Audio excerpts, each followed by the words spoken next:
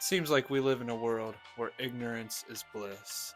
This lazy, apathetic outlook is never more apparent than on our good old classic American roadways. It's like a combination of a lack of care, human stubbornness, or just pure unawareness that keeps driving as one of the most dangerous activities you will partake in your life.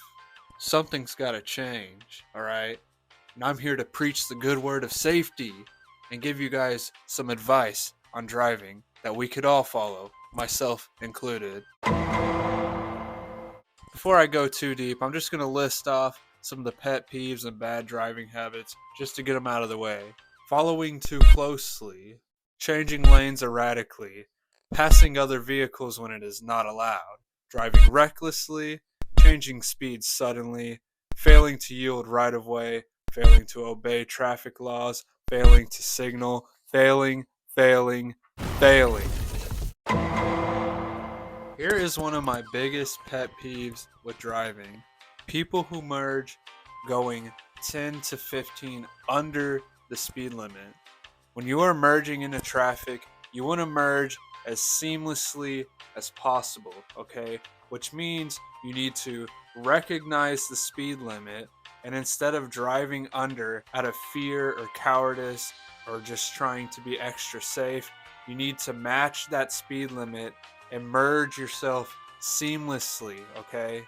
And no, people on the highway already do not have to merge to you. You are the one who is responsible for fitting yourself in the gap smoothly. If people would accept the responsibility that when you merge onto the highway, you are the one responsible for picking up the speed and entering in a safe slot on the road, 99% of traffic would be improved.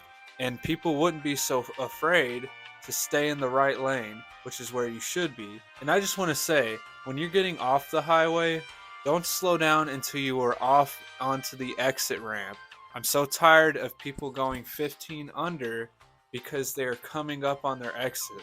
That's stupid. Get off of the highway and then start slowing down. Unless it's like incredibly backed up, you don't need to do that. You're just being silly. I don't know. You're just being stupid. I'm just going to say it like that. You're being stupid. So stop. And while we're on the topic of highways, let's talk about lane etiquette. When you're on the highway, you want to stay as far right as possible. People seem to think of the middle lane as like the coasting lane, alright? That's where you go the speed limit. And that is wrong, alright? That's very wrong. You can do this, you can coast in the middle lane, but if someone is coming behind you at a faster pace, you need to get to the right. In general, you want to be as far right as possible on the highway. The way it works is the far right should be the lane where everybody's going the speed limit. The center lane is for people going faster than that. And then the far left is for people who are going the fastest on the road. So yes, you can coast in the middle lane if you desire, because there are some areas that are super congested with a lot of merging, and in areas like that, it is definitely better to be in the middle lane. But for the most part, if you're available, you want to stay as far right as possible.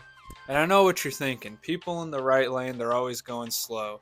And yeah, that's true. But when that happens, you just pass them in the middle lane. But when you find yourself in a position when you can move back to the right lane, you should do that. The goal is always to let the faster drivers pass in those two lanes furthest from the right. That's how we keep a nice, smooth roadway, okay? And also quit left lane hogging. That's such an annoying dick move.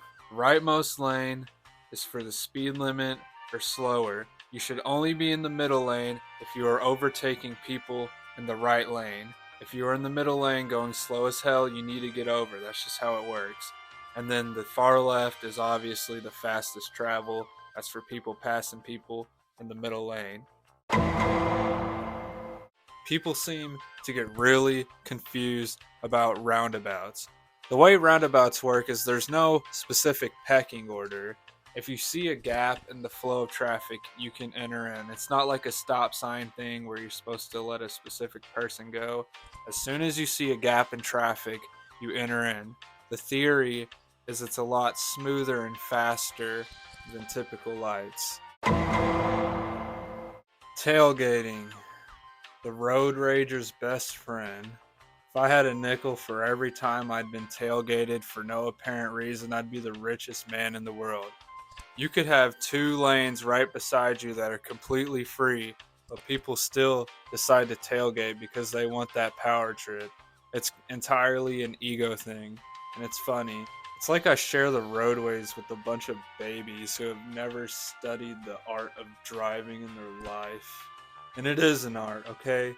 Anyways, if everyone gave each other an ample amount of space on the roadways, I feel like we wouldn't have nearly as many problems because people could seamlessly weave in and out because everybody's got enough space.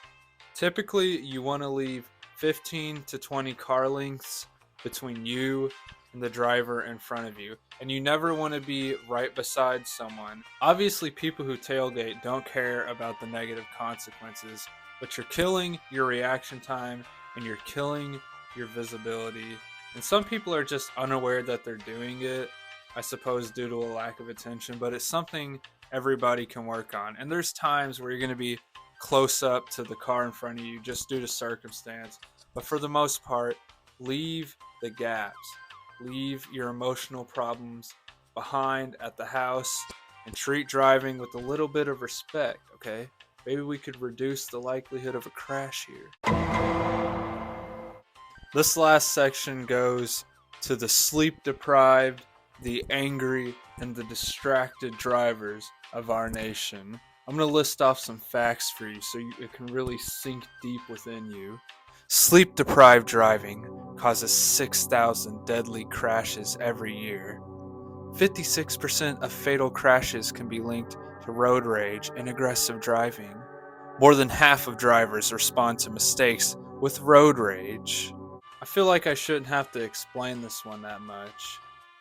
You are a grown adult if you are driving. You need to manage your emotions like an adult and not like an ill-tempered child. Take care of yourself. Instead of drinking caffeine and soda all day, drink some water, get some good sleep, regulate yourself. This is more than a driving issue, it's a societal issue.